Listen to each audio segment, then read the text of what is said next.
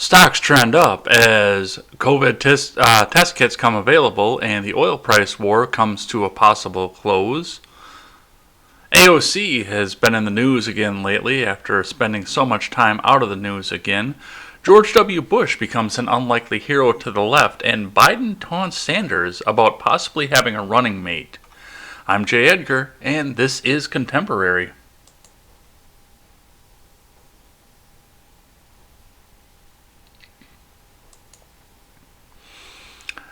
Another weekend and another situation where the entire country has fallen apart yet again. I am Jay Edgar, and this is Contemporary. We have a lot to get to today, including three stories in the stock prices market here. So buckle up. It's going to be a long show. But before we get started, make sure you head on over to freedomscoop.com. Head on over to Freedom Scoop and check out all of our great creators over there. And you have the opportunity at the end of this week to check out all of our great creators all at once, because we're going to be sitting and having ourselves a nice long telethon on Friday, 12 hours. We've got special guests coming up, ready to come in and take your calls, and we're ready to take your calls too. So come over and check us out, get in the Discord servers, and join the conversation. We start today by looking at CNBC, because they're saying that stocks are set to jump. This is from yesterday, about late in the afternoon. Stocks are set to jump, with Dow futures pointing to a more than 700-point gain. This is from Fred Imbert and Sylvia Amaro over at CNBC. U.S. stock futures surged on Monday, pointing to a big rebound to start the week. The bullish sentiment was driven by a number of things. While the White House acknowledged this week could be among the toughest for coronavirus hotspots like New York, the administration had a more optimistic tone overall at a press conference on Sunday, noting signs of stabilization in the hospital rates and other factors. New York State reported 594 new coronavirus deaths Sunday, fewer than 630 on Saturday, marking the first daily decline in coronavirus-related deaths, according to Governor Andrew Cuomo. Slowing death rates in Europe offered up some hopes that the U.S. would be nearing its peak soon as well, and that social distancing measures are working. Oil cut its losses after Russia's sovereign wealth fund chief said that Russia and Saudi Arabia were close to a deal on production losses. U.S. crude was still off by 4%, but its biggest losses of overnight trading, easing concerns the oil market would further destabilize the global economy. Dow Jones Industrial Average futures were up 716 points, or 3.4%, indicating a gain of more than 700 points at the open. S&P 500 futures were up 0.4%. 3.4%. I had my cursor sitting in front of the 3 there. NASDAQ 100 futures gained 3.6%. Incoming data suggests New York State might peak sooner than Cuomo's optimistic case. Tom Lee, head of research at Fundstrat, said in a note to clients, "With better visibility on the healthcare crisis in the U.S., particularly on a potential to model a national peak, we believe buyers are now taking control." Last week, the major averages posted their third weekly decline in 4. The Dow slid 2.7%, while the S&P 500 lost 2.1%. The NASDAQ composite closed last week down 1.7%. Stocks are also deep in bear market territory as concerns over the coronavirus outbreak have virtually shut down the global economy and have dampened sentiment around corporate profits. So, a lot of things to unpack here as we look into this, of course.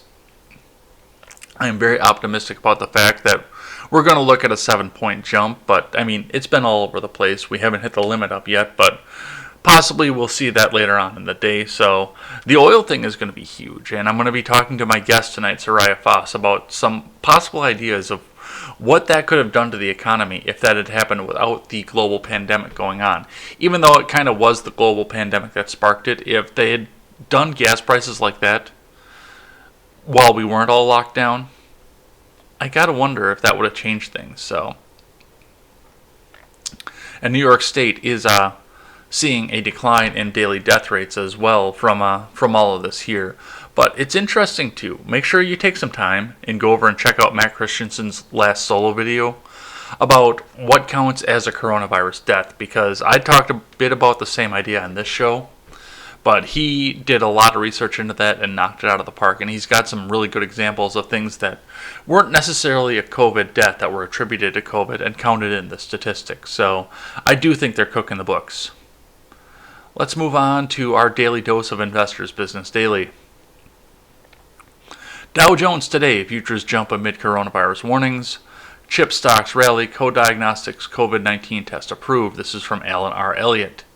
Stock futures angled sharply higher Monday as global markets took an optimistic view of the weekend's coronavirus news, even as healthcare leaders warned of a harsh week ahead. Many of the most volatile coronavirus-related stocks were in motion, up and down, but the chip sector was also showing broad gains and rebounding. American Express and Intel led the Dow Jones today. S&P 500 futures rallied 3.6%, just off their early highs, as the market looked to snatch back ground after a disappointing session on Friday. Dow Jones futures rallied around 750 points, up 3.2% above fair value. Nasdaq futures bounced 3.7% on the stock market today. Small caps ran well ahead of the early market, with Russell 2000 futures up 4.8%. On the S&P 500, MGM Resorts spiked 9%. Wynn Resorts and Norwegian Cruise Lines are next in line. So they're putting all that stimulus money to good use, at least. Airlines pitched camp at the bottom of the index after regulatory filings late Friday showed Warren Buffett's Berkshire Hathaway last week sold off millions of shares of Delta Airlines and United Holdings. Delta dropped more than 6%, and United showed a 3.6% loss. Wynn Resorts and Marriott International ran atop the Nasdaq 100. Netherlands-based ASML Holdings signaled early chip sector strength, vaulting 5.3% to lead the Philadelphia Semiconductor Index. Lam Research and Micron Technology climbed more than 3% apiece. The iShares PHLS Semiconductor ETF bolted ahead 4.7% in pre-market trade. Tesla rallied 5%. InMode, SolarEdge, and TK Tankers were leaders on the IBD 50 list. I like the fact that Tesla's coming up there because, it's another small company that was able to come up. But I know I read an article this morning, or not an article, but a picture this morning on Instagram. It was a diagram showing that Tesla was taking all over the markets. But the problem with Tesla taking over every market is the fact that, yes, they're in the automotive market, they're in the aerospace market, they're in so many of these other markets, but their products are still price pointed out of everybody else's pocket. And I do believe that Tesla is going to come forward and they're going to become a leader in many of these markets, but they're going to have to get their mass production up and their prices down in order to do it. They've got good product, don't get me wrong, but it's still priced out of most people's pockets. Let's move on to some talk about the oil prices.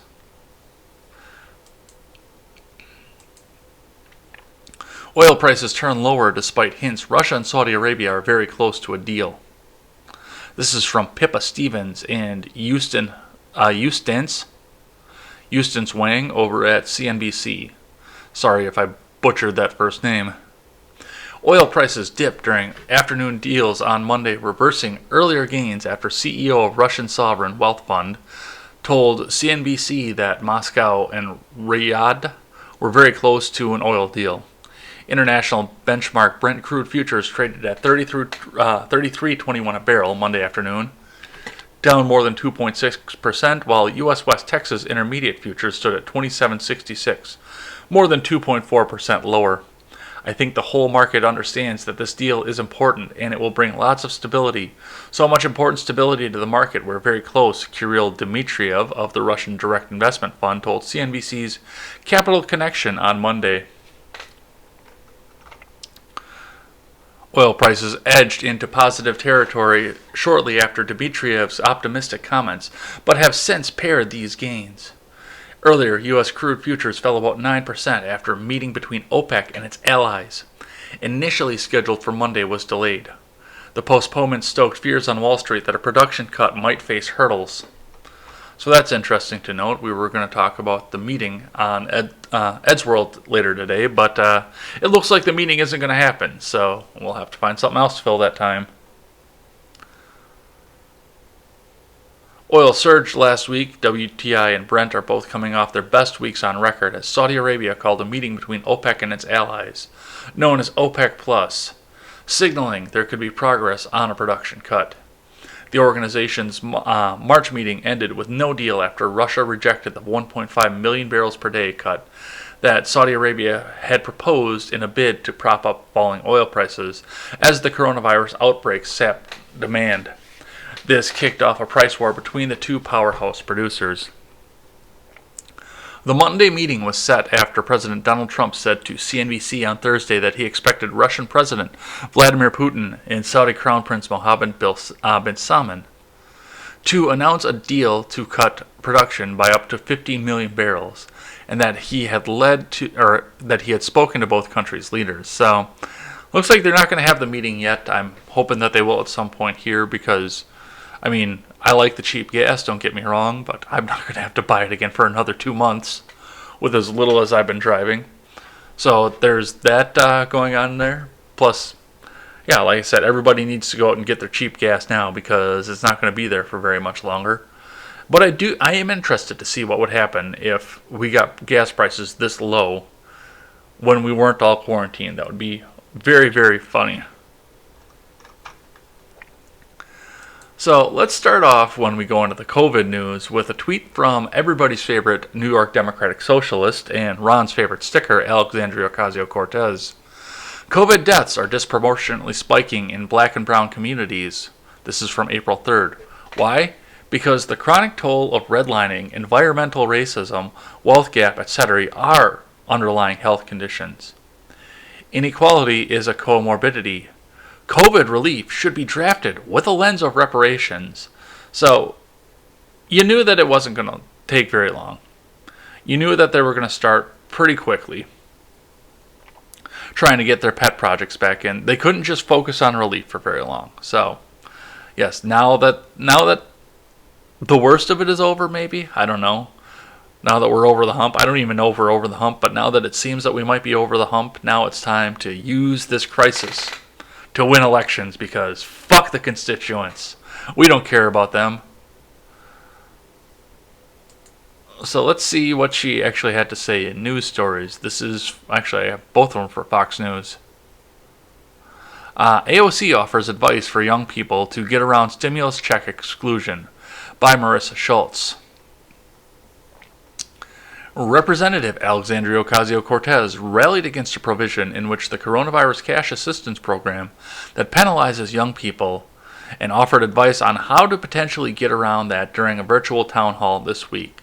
So this probably falls on the same line of when ICE was going out and conducting door-to-door knocks when people were saying, this is how you avoid ICE, this is how you get around it. This is probably the same thing because I read this article a little bit earlier and it sounds to me like it's on the edge of tax evasion without actually being tax evasion. The one-time payments of up to $1,200 per person and $500 per child will help most Americans, but there are some exceptions that have frustrated the New York Democrat, including many young people between the ages of 17 and 24 being passed over. There's a lot of the populations that are left out, Ocasio-Cortez said of the $2.2 trillion stimulus package President Trump signed into law on March 27th. And one of the most left out populations are the young people, which has been an extreme disappointment. She added, "We fought so hard for more of this in the bill. Essentially, there's this huge gap right now.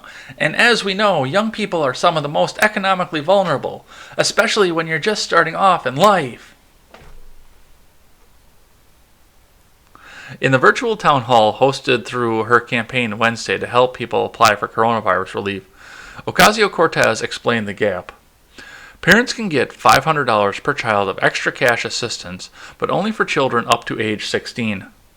And the young people, including many college-age students, can't get the $1,200 check individually if their parents have claimed them as dependents on their tax forms, which means neither the young people nor the parents can get the extra help, she said. But, okay, go away, header bar. But Ocasio-Cortez offered some tips for a potential workaround. If a family hasn't filed 2019 taxes yet, they should consider not claiming their older children as a fix. My personal piece of advice would be that if you have not yet filed in 2019, talk to the person who is claiming you as a dependent and figure out if your personal situation would be better if you all filed separately, or if it ends up still being the best thing to do to file together. So make sure you have that conversation, Ocasio-Cortez said. If you think that's a problem and you have not yet filed your 2019 return, you can fix it by filing your 2019 return as soon as possible, she added. The progressive POL has been an outspoken critic of the stimulus bill for not going far enough to help hard-hit Americans, and she's called for greater reform such as Medicare for all, a rent moratorium, bigger direct payments, and more. All things that are completely impossible to deal with.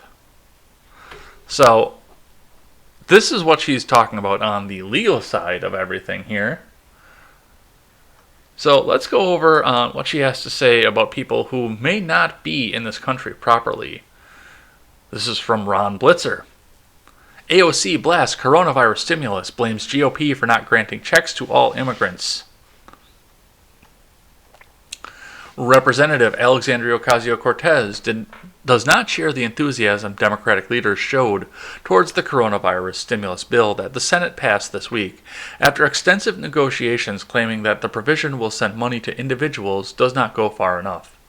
According to the bill, non-resident aliens are not eligible for the payments, which are generally $1,200 for those who file taxes and $2,400 for those who file jointly.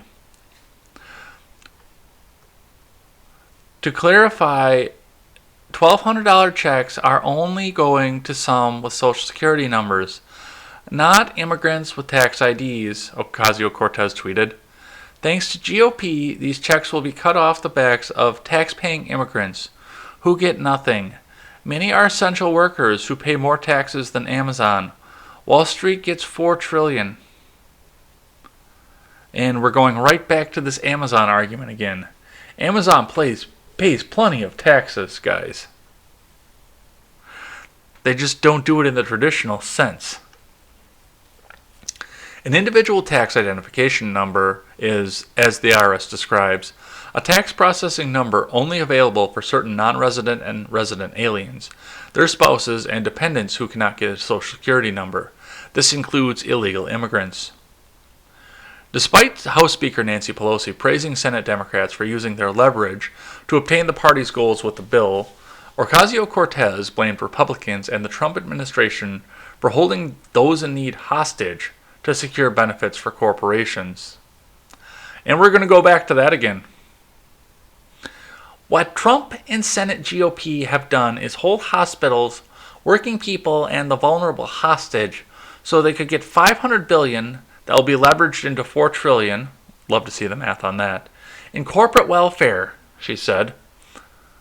Without the Wall Street giveaway, GOP refuses to fund hospitals and unemployment. It's inhumane.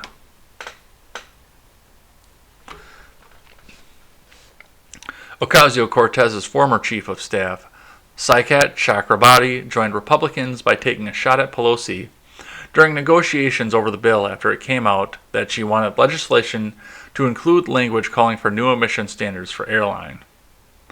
So when Chakrabarti is against you, Nancy Pelosi, you've gone too far on the bill. Let's move on to Politico and talking about Florida Man over on Politico. This is from Gary Fineout and Mark Caputo. It's a shit sandwich. Republicans rage as Florida becomes a nightmare for Trump. No, it hasn't. I'm sorry, it hasn't. Trump's got Florida in the bag this time through. The staggering unemployment exploding on President Donald Trump's watch would worry any incumbent running for re-election.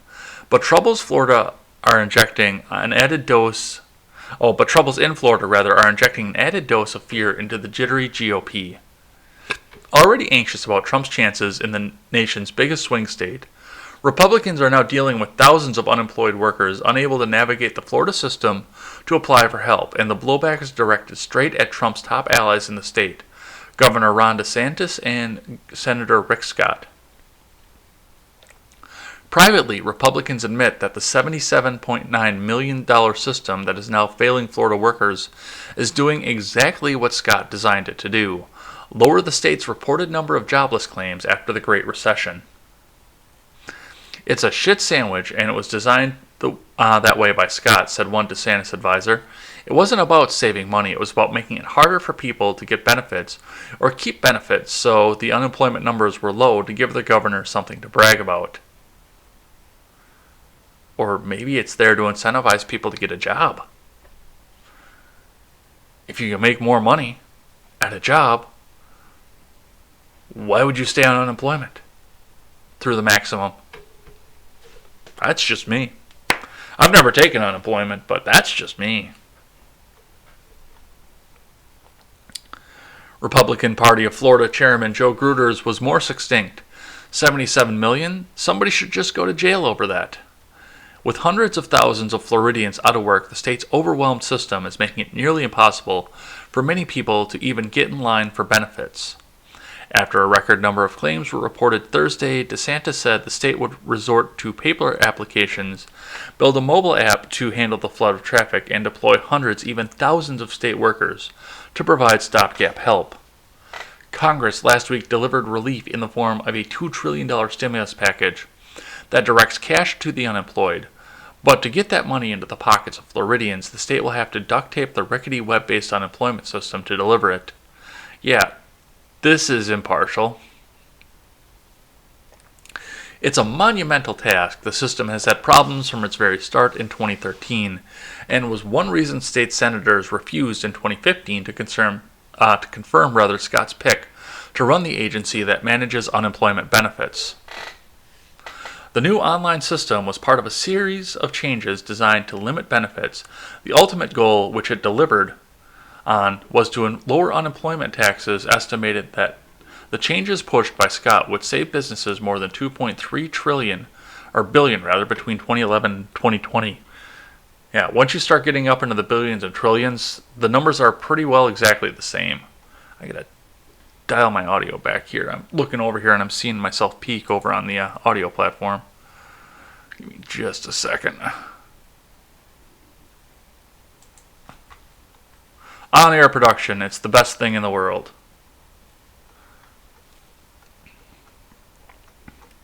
Come on, think faster.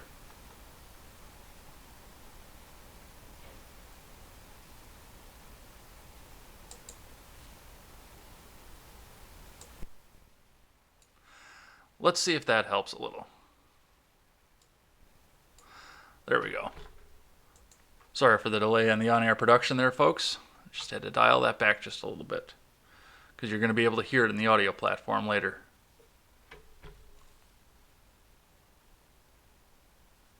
The new online system was part of the series of changes designed to limit benefits. The ultimate goal, which it delivered on, was to lower unemployment taxes paid for by Florida businesses. A 2011 analysis done by the Florida legislature estimated that the changes pushed by Scott would save businesses more than $2.3 billion between 2011 and 2020. Now, as thousands of people try to get help, the system crashes or denies them access. Nearly 400,000 people have managed to file a claim in the last 2.5 weeks. It's not known how many have tried and failed.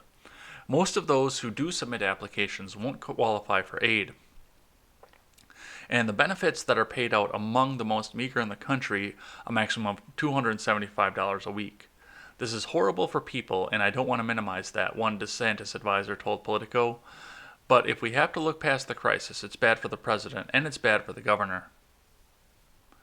Everyone we talk to in that office, when we ask them what happened, tells us the system was designed to fail, the advisor said. That's not a problem when unemployment is 2.8%, but it's a problem now, and no system we have can handle 25,000 people a day. So, Florida's playing politics, and Politico is jumping right onto that. So, I do feel for anybody in Florida who does have the problem of having to be on the unemployment if the system is like that, but I don't think it's going to swing Florida for Biden, to be completely honest. Biden actually maybe just because he is so neocon, but everything behind Biden has become so socialistic. I don't see Florida ever going for a Democrat, at least not in the near future. I think they've got to rebuild, and then Florida might go for them again. But with the Cuban immigrants and the elderly population down there, I don't see Florida going Democrat in its current form anywhere in the near future. Let's see, what else do we have over here? Michigan judge jails defendants for being late into court amid coronavirus pandemic. Report. This is from David Arrow over at Fox News. A judge in Michigan is being criticized for throwing tardy defendants in jail amid the coronavirus pandemic, according to a report on Thursday. Oakland County Circuit Judge Leo Bowman, 65, reportedly jailed 2 people in a single week last month for being late to his courtroom. The move prompted backlash from the ACLU of Michigan and lawyers for the jailed defendants, according to the Detroit Free Press.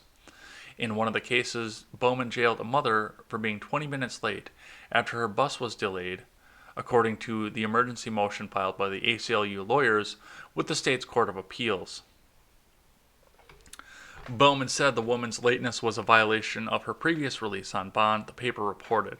Her lawyer filed an emergency motion requesting her release due to the coronavirus pandemic, but the judge reportedly disregarded the motion and said there was no emergency. That's somebody that's not going to get reelected next time around. In another case, Bowman jailed a 61-year-old man who was late after coming from an urgent care clinic. The man reportedly vomited into a courtroom wastebasket, a lawyer said in legal documents. Bowman's written order in the case disregarded a clinic's note about the man's pneumonia diagnosis. Both defendants have since been released, and it's not yet clear if Bowman is being investigated for his actions. No, he's being investigated, trust me. This week, John Nevin, the Michigan Supreme Court Communications Director, told the Detroit Free Press, "I can't say on record what's been done with him." Bowman will be forced to retire due to his age when his current term ends in 2024. Okay, so that's part of it here. This guy just doesn't care. He's at the end of his term, he can't run again, and he doesn't care. So he's taking it out on the rest of the world. So that was fun. I just wanted to point that one out here. Here's an interesting story that came to me via the Discord here, and Midget B over on the Discord was very happy about this. Chinese city bans eating cats and dogs after coronavirus linked to wildlife meat. The Chinese city of Shenzhen has passed a law that bans the sale and consumption of dog and cat meat. Oh, where'd my article go? There it is. The city of Shenzhen has passed a law that bans the sale and consumption of dog and cat meat, making it the first city in the country to do so. The ban will come into effect on May 1st as part of a food safety legislation known as the Shenzhen Special Economic Region Regulation on a comprehensive ban on the consumption of wild animals. That is a mouthful. The title of that legislation is longer than most legislation should be. Proposed in a response to the outbreak of COVID-19, the legislation would permanently ban the consumption, breeding, and sale of wildlife such as snakes, lizards, and other wild animals for human consumption in the city. The legislation also contains an article about the consumption of pet animals such as dogs and cats is not allowed. Animals that are permitted to be eaten include pigs, cattle, sheep, donkeys, rabbits, chickens, ducks, geese, pigeons, and quails, among others. What about bats? That's what I need to know about. What about the bats? The ban will apply to restaurants and shops in Shenzhen, located in southeastern China, as well as markets where live cats and dogs are sold. Dogs and cats as pets have established a much closer relationship with humans than all other animals, and banning the consumption of dogs and cats and other pets as a common practice in developed countries and in Hong Kong and Taiwan. A spokesperson for the Shenzhen government said this ban also responds to the demand and spirit of human civilization. Animal protection nonprofit Humane Society International, an organization that has long campaigned for the end of the dog meat trade in China, welcomed the latest moves from Shenzhen authorities, describing it as a watershed moment in efforts to ban the practice across the whole country. with Shenzhen taking the historic decision to become mainland China's first city to ban dog and cat meat consumption. This could really be a watershed moment in efforts to end this brutal trade that kills an estimated 10 million dogs and 4 million cats in China every year. Peter Li, Chinese policy specialist for HSI, said in a statement, "The majority of these companion animals are stolen from people's backyards or snatched from the streets, and are spirited away on the backs of trucks to be beaten to death in slaughterhouses and restaurants across China." Which would be the same for any other kind of meat, but I mean, we like dogs and cats. So that's interesting, and yes, they're going to stop eating those. Donkey I've never eaten, but pretty much everything else on the list I have eaten before. Pigeon's not that bad. They call it squab here. Quail is a pretty juicy meat. I've had rabbit before, and a lot of people look at me weird when I say that, but rabbit stew is really good. It's absolutely delicious. But I've never had a dog and cat. In fact, in a Chinese food restaurant, I know it's probably going to be considered racist by AOC for me to say, but when I first started eating Chinese, because we never had it growing up, because there was no Chinese food restaurant around me where I was growing up, so I never had it growing up. But Chinese food, when I first had it, I would only eat shrimp because it was the only thing that I knew was not cat. That was actually what I said when I started eating it. So, and for the most part, when I ate Chinese food up until recently, when I stopped eating it, that's all I ever had was shrimp-based dishes. So, I know it's really chicken and beef and everything, but just to make sure that it wasn't cat or dog, I didn't eat it. Next up, Medical College of Wisconsin recommends everyone wear a cloth face covering in public for now. My cousin over on Facebook actually brought this to my attention because she is giving out masks to her friends. I was going to promote her if she had a storefront, but she doesn't have one. She's in school for fashion design, so if you ever get a chance to get some of her designs, I recommend it. But let's see what TMJ4 has to say. This is from Jordan Mickle. The Medical College of Wisconsin is now recommending that everyone should wear a cloth face covering in public to reduce the spread of COVID-19. Hey, you remember the other day when the CDC said wearing a mask wasn't going to do anything at all and you shouldn't do it? And you shouldn't get the mask because it keeps medical professionals from getting them, which it's okay for medical professionals to wear them, but nobody else can. Hey, you remember any of this at all? Any of it? Because I remember it. And now, hey, putting a scarf over your face might be the thing that saves your life. For the most part, it's going to be what saves everybody else's life. But let's go on to this. The college says they support the new guidelines from the CDC and recommending that all individuals wear cloth face coverings in public over the mouth and nose. Recommended face coverings include scarves, bandanas, and cloth masks. Our goal is to never reach a time where there is a shortage of hospital resources, including ICU beds and breathing machines for patients in need, said John Raymond Sr., President and CEO of MCW. Every individual action counts. People wearing a cloth face covering in public places like grocery stores or pharmacies will help flatten the curve, there's that phrase again, by reducing the spread of COVID-19. They also urge people to continue social distancing and remain at least 6 feet away from others. The Medical College of Wisconsin also recommends the following actions. Clean hands frequently, soap and water for at least 20 seconds, or hand sanitizer. Wear a cloth face covering in public over the mouth and nose that can be a scarf, bandana, or a cloth mask. Even with the cloth face covering on, continue to use social distancing, remaining 6 feet away from others. Before and after putting on a cloth face covering, wash hands with soap and water. Do not touch the face covering while it's being worn. Do not touch face, eyes, nose, or mouth, even when wearing cloth face covering. Save N95 masks, surgical grade masks, and face shields for healthcare workers. Those are your recommendations. Take them as you will. At least if you live in Wisconsin. One of the things that's been pointed out to me numerous times as we talk about this is the fact that Bill Gates has been surrounding a lot of this COVID thing. And I even saw a Twitter post earlier before I went live that had said that, yes, we actually should be trusting Bill Gates, who wants to depopulate the world with a vaccine for the COVID-19. So keep that in mind. This is from Fox News, also from Ron Blitzer. Bill Gates, pandemic is nightmare scenario, but national response can reduce casualties. Microsoft co-founder founder and philanthropist Bill Gates, who warned 5 years ago that the world's greatest threat was a pandemic, believes that the current coronavirus crisis is a nightmare scenario, but said social distancing and strong national response can keep casualties lower than the numbers cited by President Trump. Trump referenced a projection that the U.S. could see between 100,000 and 240,000 deaths from COVID-19 before the outbreak is under control. Well, if we do the social distancing properly, we should be able to get out of this with the death number well short of that, Gates told Fox News Sunday, saying that the disruptions to everyday life have been key to keeping the pandemic from being even worse.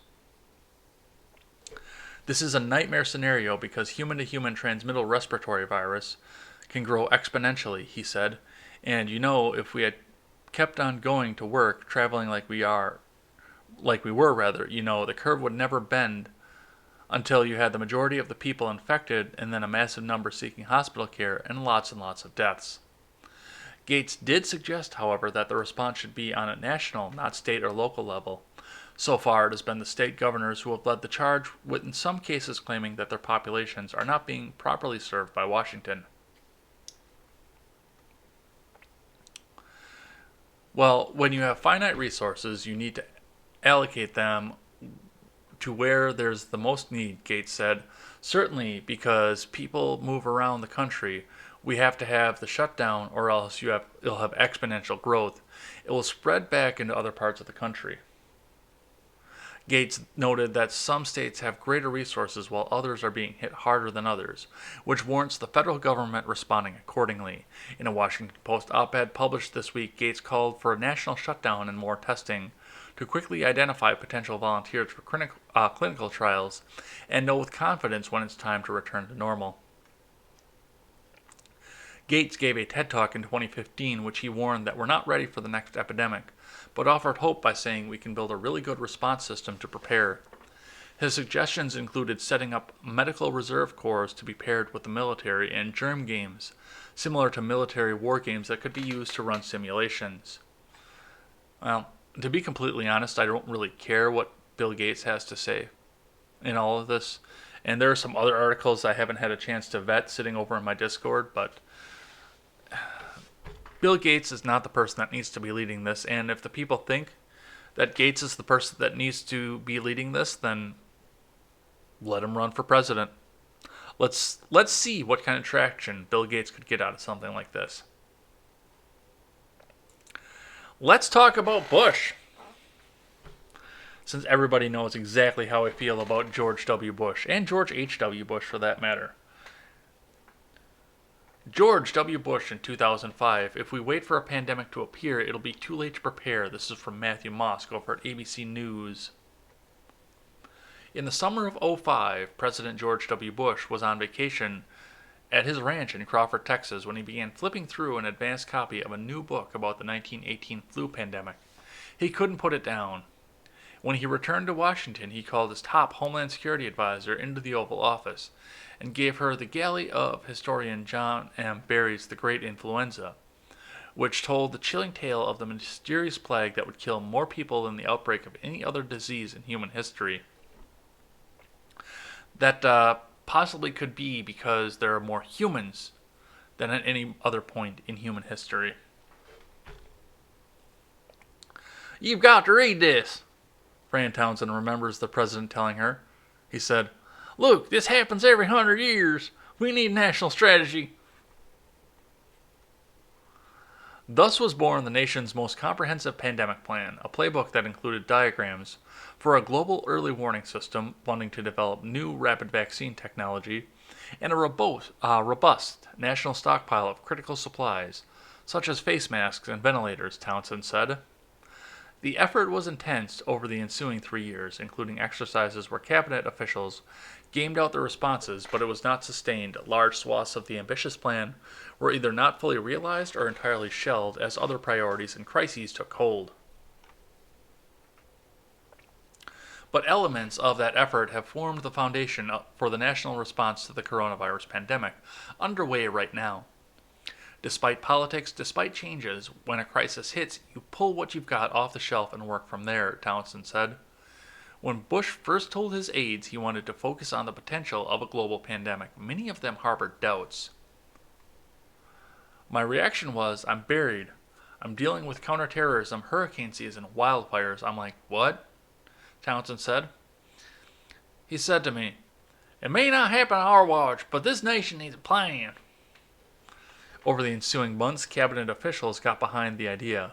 Most of them had governed through the September 11th terror attacks, so events considered unlikely but highly impactful had a certain resonance. There was a realization that it's no longer fantastical to raise scenarios about planes falling from the sky or anthrax arriving in the mail, said Tom Bossert, who worked with the Bush White House and went to serve as a Homeland Security advisor in the Trump administration. It was not a novel. It was not the world we're living. According to Bossert, who is now an ABC News contributor, Bush did not just insist on preparation for a pandemic, he was obsessed with it. He was completely taken by the reality that this was going to happen, Bossert said. Well, of course. He's a hero to the left now because he doesn't like the way that Trump is reacting, and he came up with an idea for something way back when, and Trump dismantled it. Ooh. It's amazing to see how they treat some of these GOP guys once the next guy comes in. They're suddenly saints again. I'm willing to bet that the left would pardon Nixon at this point if he came out against Trump. So that is Bush.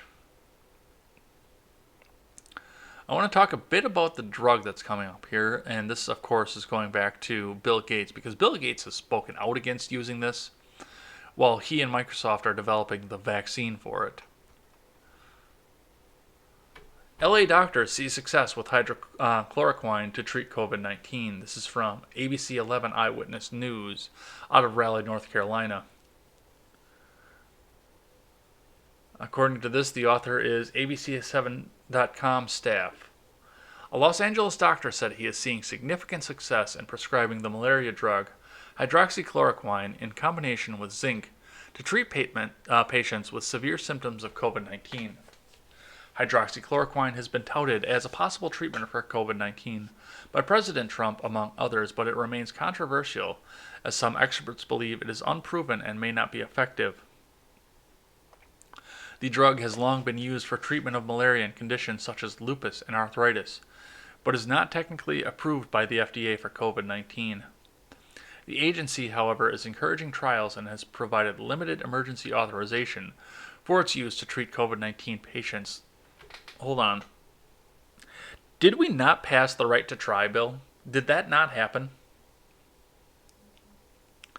I'm pretty positive that's out there. So if people want to try this treatment and can get a doctor to describe it, there's no law that stops them from doing it. So we do need to keep that in mind.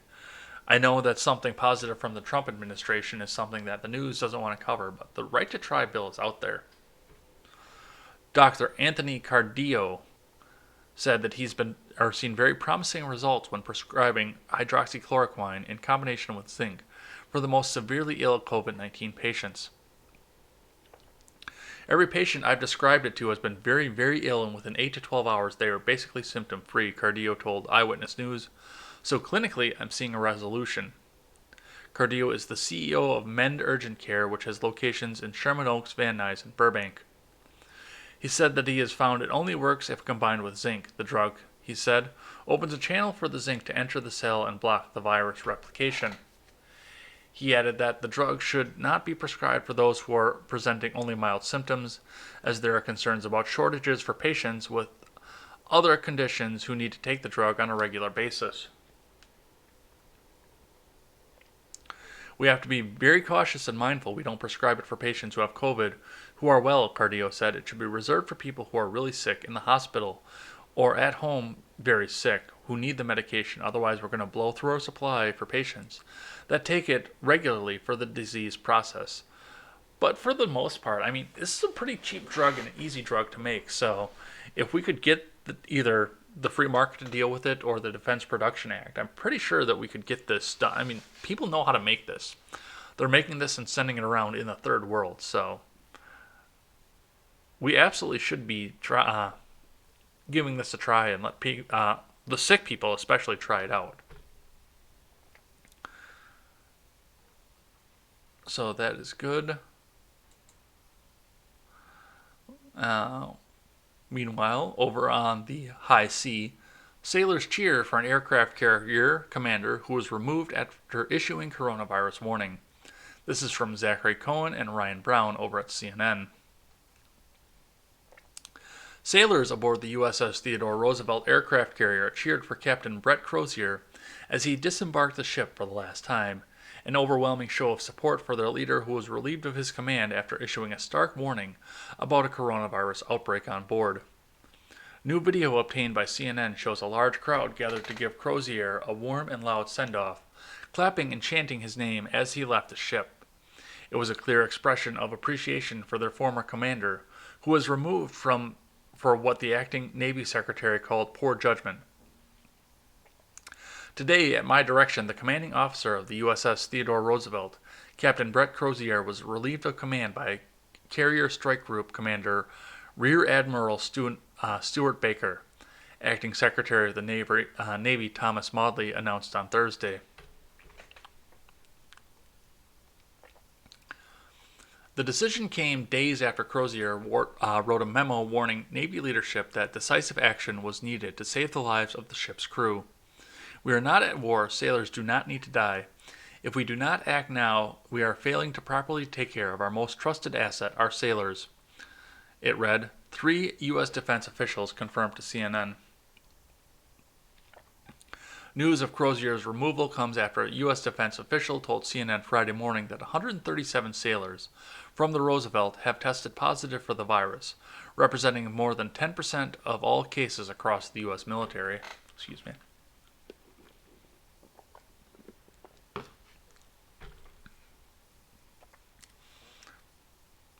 The U.S. Navy said Friday that 41% of the USS Theodore Roosevelt crew had been tested for COVID-19.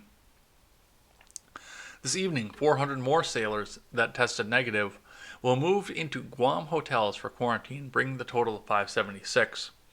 As testing continues, the ship will keep enough sailors on board to sustain essential services and sanitize the ship and port. There have been 0 hospitalizations, a Navy spokesperson told CNN.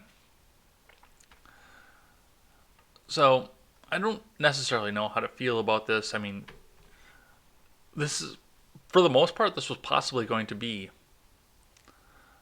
similar to the cruise ship over in Japan. But on the other end of it, when you really think about what's going on here, I mean, these people weren't getting violently sick or dying. These were the youngest, healthiest people in the world that were out on the ship, and they were getting mild symptoms from it. Yes, I understand that mild symptoms can escalate into major symptoms in a hurry, but for the most part, this is something that is affecting the elderly and the immunocompromised. So these sailors don't have a lot to worry about, and a quarantined isolation on the ship with possibly some hydroxychloroquine coming out, just in case, would possibly be the best regimen rather than pulling people off and sending them out. But that's between Crozier and the Navy, and it looks like the Navy didn't agree with Crozier, so he's off the ship. I've got a couple tweets that I want to read here as we go along before we get into non-COVID news here. This is from Michael Knowles over at the Daily Wire. Do Washington Post reporters understand how averages work? Democracy dies in innumeracy. And this is in response to a tweet from Washington Post writer James Hohmann. Trump said he's seeing gasoline selling for 91 cents a gallon. AAA says the national average is 194.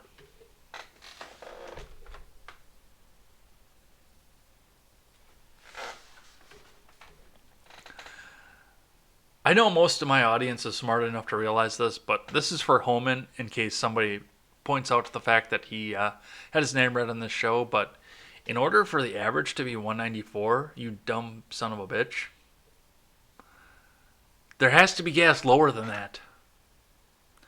And keep in mind that California is, with all of their taxes and everything else that's on gas and the fact that they want to keep people from using it, they're still in the $2-3 a gallon range as far as I know. Maybe even more than that.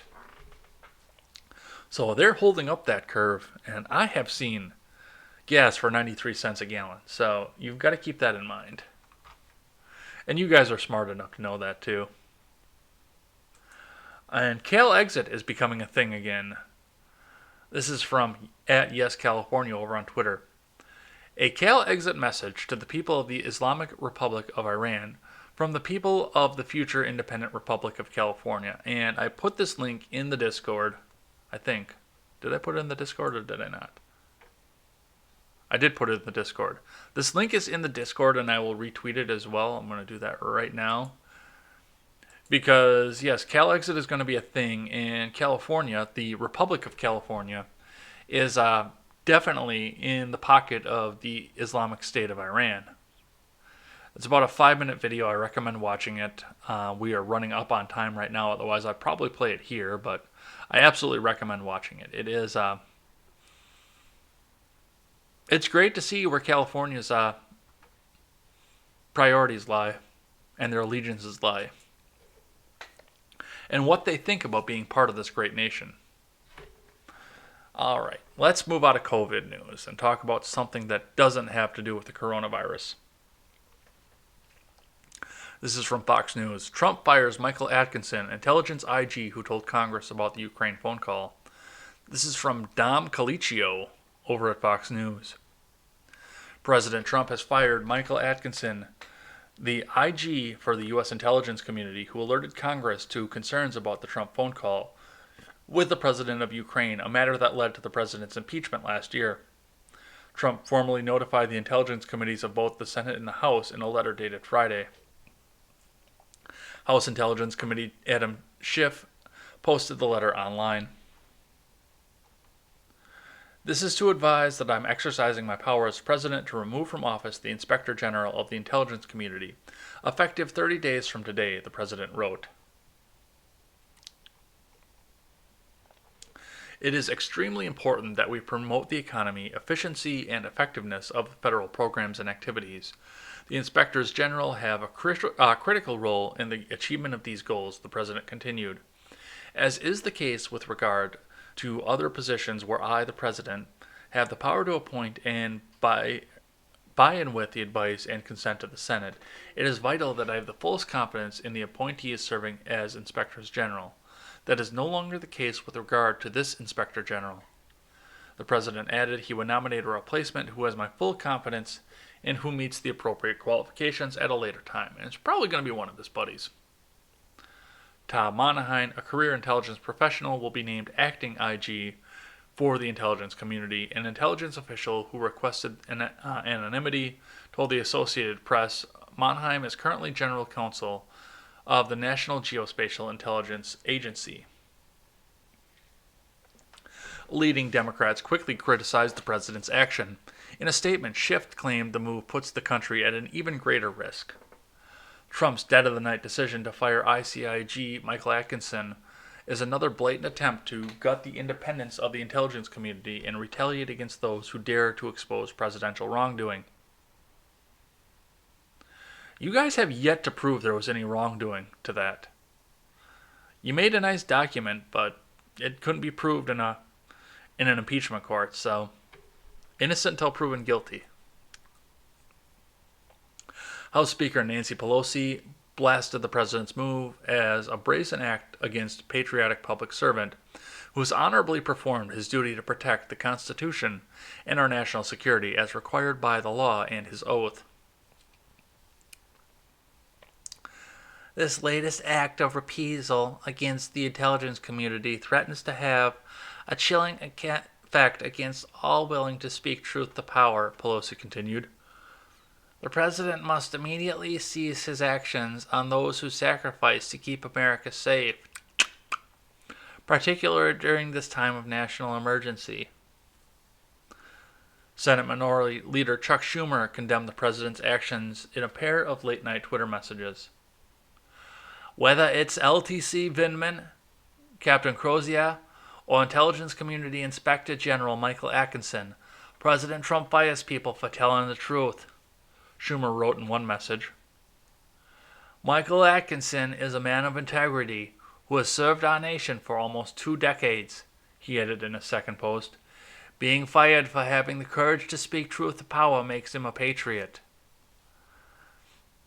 I thought you guys hated patriots.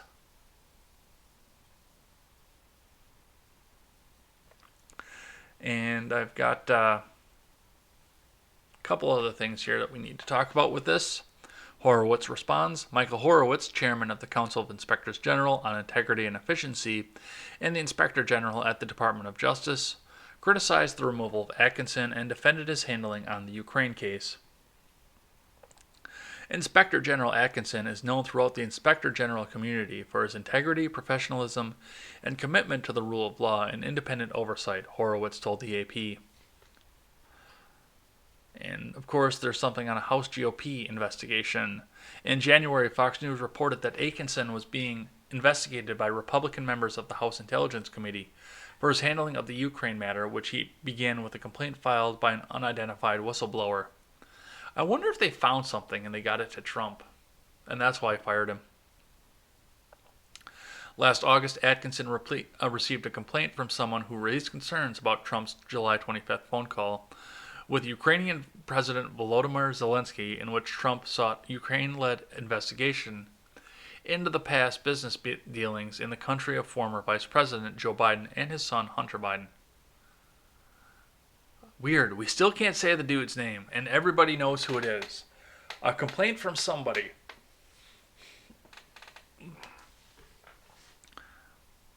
Whose name rhymes with Derek, and he likes marshmallows. Alright. Let's move on into the other presidential race. This is from the Washington Examiner, from Caitlin Yelek. He understood, Biden said he spoke with Sanders about moving forward with the presidential search. Joe Biden said he informed his 2020 Democratic presidential rival, Vermont Senator Bernie Sanders, that he is moving ahead with finding a running mate. Sanders has yet to drop out of the race even after Biden became the presumptive nominee last month. When the two spoke, Biden said he apologized to Sanders for moving forward in the process of selecting a vice president running mate, explaining that it takes a lot of time.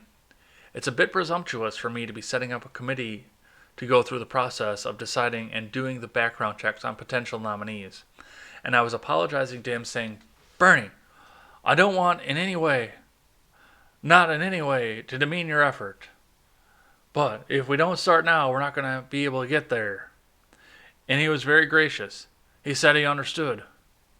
Biden told ABC's This Week on Sunday. Biden said he did not ask Sanders for recommendations on who he should be his running mate. Of course he didn't. This is a giant fuck you to Bernie Sanders. This is Joe Biden coming out and saying, drop out of the race, you're not going anywhere. I'm in control, you're not going anywhere. And Biden has no idea he's the sacrificial Mondale. This is fantastic to watch.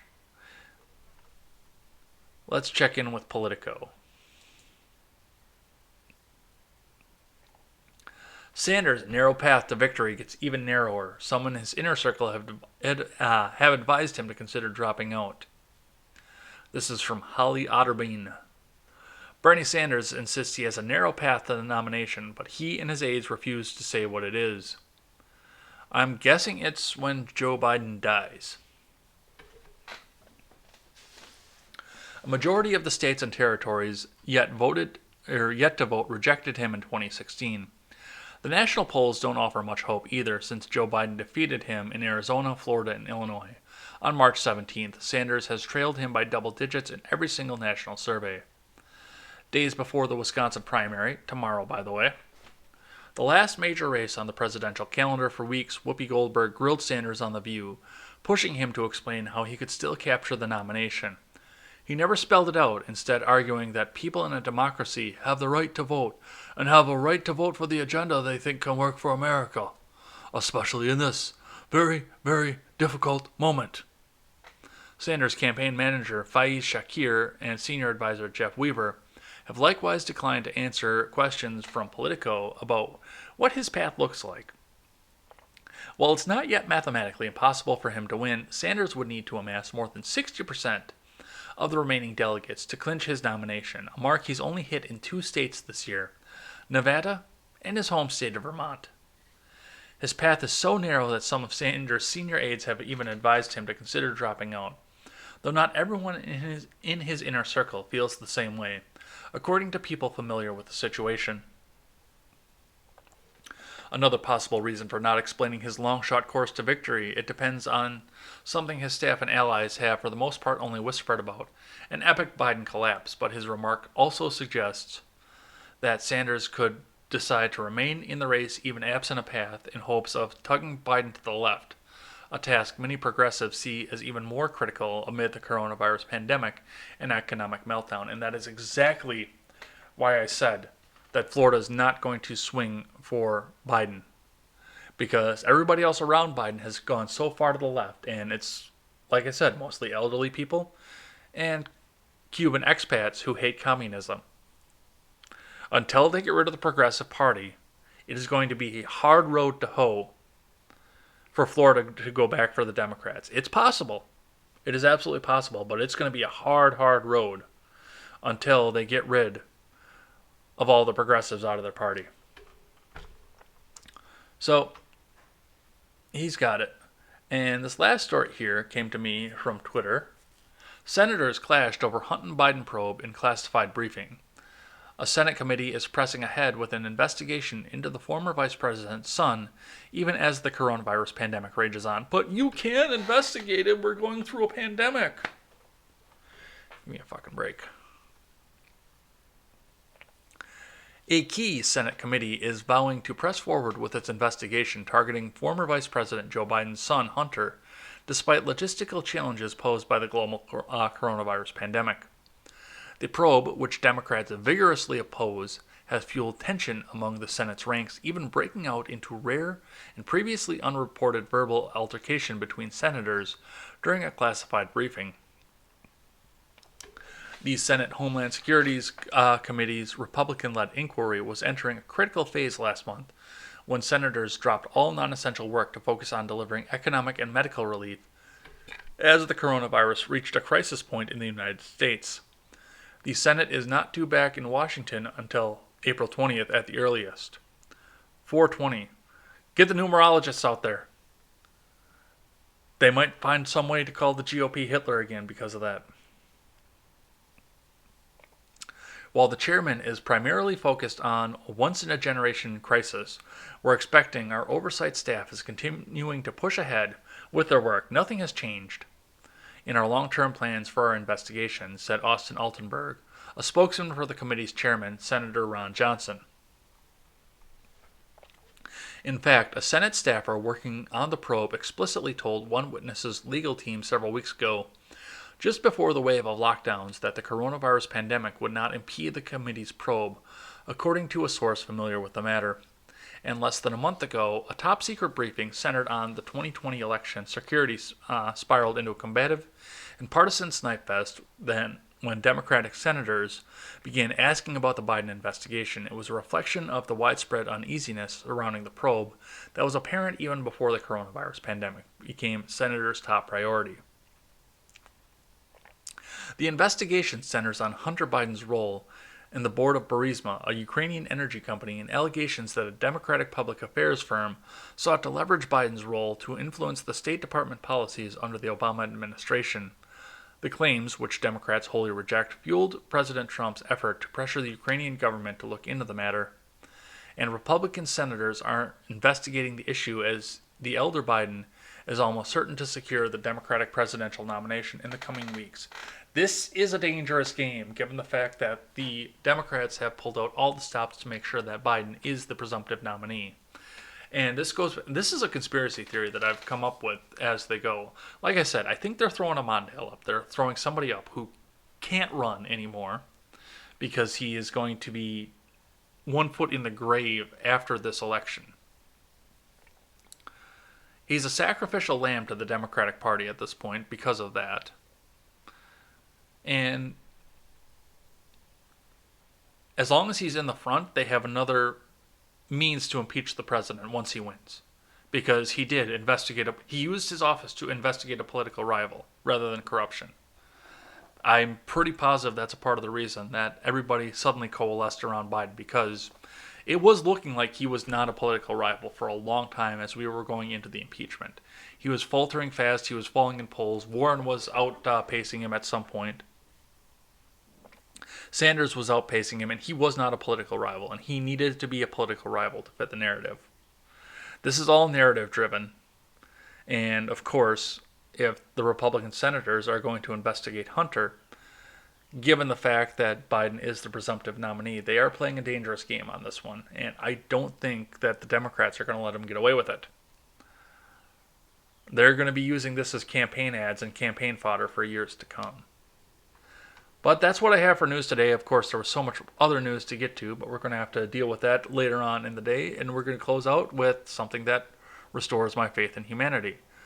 So, I went for a hike for the first time since I was in college yesterday. And even then, when I was in college, if I was going hiking, it was because I had a shotgun in my hand and I was going and looking for Bambi.